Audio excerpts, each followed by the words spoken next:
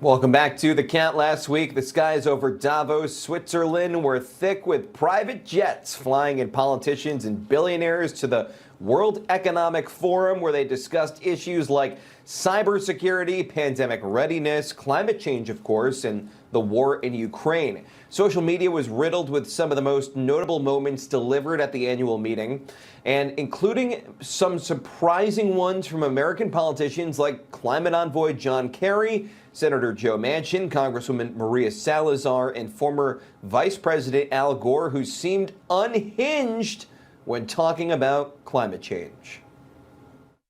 Of the land and creating the droughts and melting the ice and raising the sea level and causing these waves of climate refugees predicted to reach 1 billion in this century. Look at the xenophobia and political authoritarian trends that have come from just a few million refugees. What about 1 billion? We would lose our capacity for self-governance on this world. We have to act. So in answer to your question, I would say, we have to have a sense of urgency much greater than we have yet had, and we need to make some changes. That guy was almost president of the United States. And for more, we'll bring in global business analyst Hillary Fordwich. Hillary, Al Gore made waves with those comments blaming xenophobia and climate change. I mean, that was so ridiculous. He kind of made you think that the only thing left is to hide under your bed. The attendees were a mix of not surprising and just, you know, your thoughts on this World Economic Forum. It's really ridiculous, isn't it?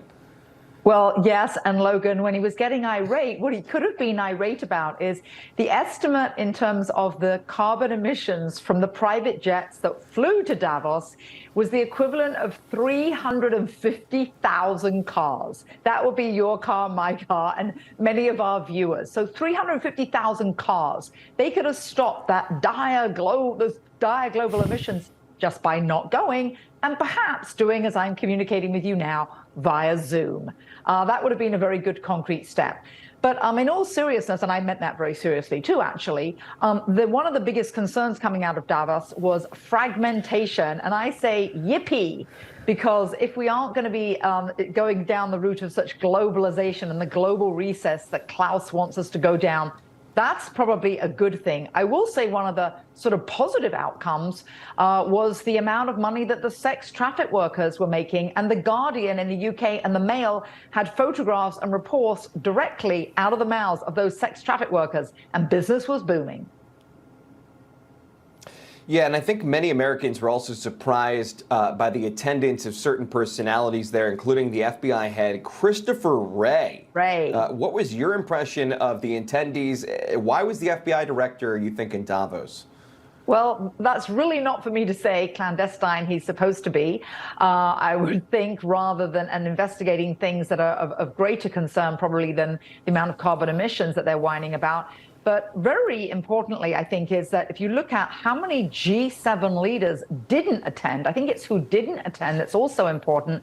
Only Olaf Scholz, the German leader, attended. I think the optics, even for Biden and for Rishi Sunak from the UK, were too ghastly for them even to attend. So why Christopher Wray attended? Your guess is as good as mine. I will say, one of the things that happens at Davos is there's a lot of trading. Trading in what? Trading in relationships, you know, the swapping of business cards, because there's a lot of wheeling and dealing going on. Politicians wanting to land after they're out of office. So who knows? Maybe Christopher Wray knows that he's not going to last long once all those documents from Biden's garage reveal whatever they're going to reveal, and maybe he's looking for the next post.